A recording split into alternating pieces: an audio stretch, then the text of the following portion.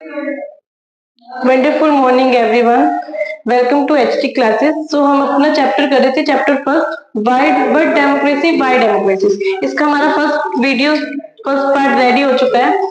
Next is why democracy. इसमें हम पढ़ेंगे arguments against democracies, disadvantage of democracies कि डिसएडवांटेजेस क्या है। ये भी एक इम्पोर्टेंट क्वेश्चन है, ये पूरा क्वेश्चन आ सकता है।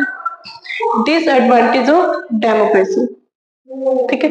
Leaders keep changing in a democracy country. हमारी डेमोक्रेसी कंट्री में आप खुद ही देखो, लीडर्स 5 ईयर्स बाद चेंज होते रहते हैं। इसके लिए इंस्टेबिलिटी रहता है। जो पहले लीड गवर्नमेंट थी वो अपने तरीके से काम कर रही थी, ठीक है, लेकिन नेक्स्ट ईयर कोई और गवर्नमेंट आ गई तो वो अपने तरीके से काम कर रही है। राजस्थान में देखो, पहले कांग्रेस पार्टी थी, वो अपने तरह से रूल्स रेगुलेशंस के अकॉर्डिंग उन्होंने नई नई स्कीम्स बनाई, लेकिन अब अपने राजस्थान में कौन है? भाजपा है। अपने राजस्थान में अगर हम देखें तो पिछले कई सालों से यही हो रहा है, कभी कोई पार्टी आ रही है, 5 ईयर्स बाद कोई पार्टी। तो इसमें इंस्टेबिलिटी रहती है कि अगर एक ही गवर्नमेंट काम करे तो वो अपने रूल्स के अकॉर्डिंग, अपने रेगुलेशंस के अकॉर्डिंग काम करेगी। तो फर्स्ट डिसएडवांटेजेस ये है, leaders keep changing in a democracy country. Second, democracy political competition and power play, no scope for morality. Democracy country में कंपटीशन काफी रहता है, जिसमें लोग क्या कहते हैं, जीतने में लगे रहते हैं, जिसमें जो सही काम उन्हें करना होता है, जो जनता के लिए, अपने इंडिया के लिए उनको काम करना होता है, देश के लिए, वो नहीं वो कर रहे होते, कंपटीशन में रहते हैं। Second disadvantage is political competition and power, ठीक है। कंपटीशन के लिए वो काम करते हैं, वो स्कीम्स भी थोड़ी थोड़ी बनाते हैं कि 5 साल तक इतनी स्कीम्स बनाते हैं, ठीक है, और जनता के लिए हम ये काम करते हैं जिससे जनता हमारे तरफ इन्फ्लुएंस हो।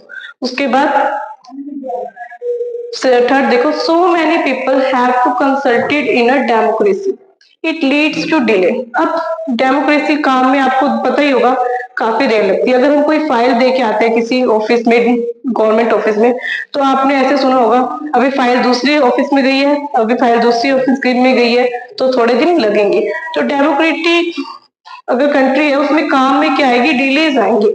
अगर कोई नया रूल बन रहा है, कोई लॉ बन रहा है, उसमें भी पहले लोकसभा, राज्यसभा, ये इनके सारे मेंबर्स डिस्कस करेंगे पार्लियामेंट, उसके बाद ही वो बन सकते हैं। इसके लिए काफी डिले हो जाता है काम को करने में। लेकिन अगर हम नॉन डेमोक्रेटिक कंट्री में देखें, एक ही पर्सन क्या करेगा? रूल बनाएगा और वो उसी वक्त इम्प्लीमेंट भी कर सकता है, ठीक है। तो ये भी एक डिसएडवांटेज है डेमोक्रेटिक कंट्री की।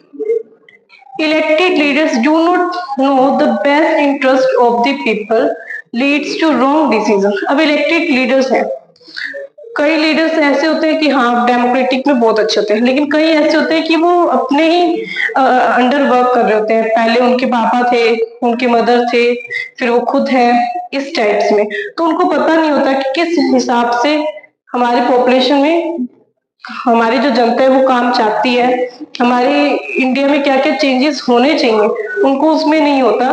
तो उनका वो क्या करती है? रॉन्ग डिसीजन भी ले लेते हैं। नेक्स्ट देखो, democracy leads to corruption based on electoral competition. अब डेमोक्रेटिक कंट्री में इलेक्टोरल कंपटीशन बहुत रहता है, ये पार्टी चाहती है मैं जीते, दूसरी पार्टी चाहती है मैं जीते, ठीक है ना। लेकिन इस चक्कर में इतना करप्शन हो जाता है, इतना कंपटीशन हो जाता है कि लोग वोट्स खरीद रहे होते हैं, अलग अलग तरीके से, डर्टी ट्रिक्स के तरीकों से वो वोट खरीदते हैं। Ordinary people do not know what is good for them. They should not decide anything. Ordinary peoples होते हैं जिनको इस चीज की नॉलेज नहीं होती और वो लीडर बन जाते हैं, वो डिसाइड ही नहीं कर पाते हैं कि हमें अब अपना नेक्स्ट स्टेप क्या उठाना चाहिए अपनी कंट्री के लिए, क्या अच्छा होगा। तो ये सभी क्या होती है? डिसएडवांटेज होती है।